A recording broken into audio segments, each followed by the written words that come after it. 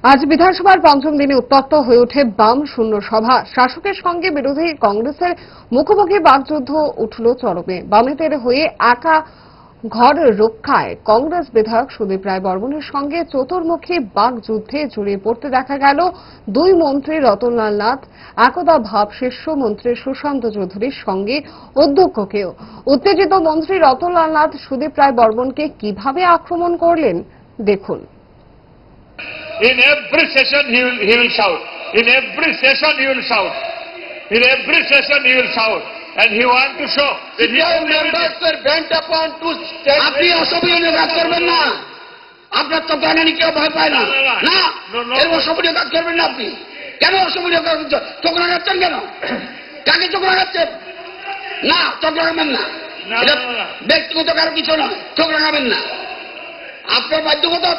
আপনার বাধ্যকতা আছে কেন আমরা জানি। You appealed, you proposed, but your appeal was denied. So why you are shouting here? No, your appeal, your proposal, your appeal, your proposal denied. Why you are shouting? You always, in every session, if you have it to shout and to collect all of media's eyes.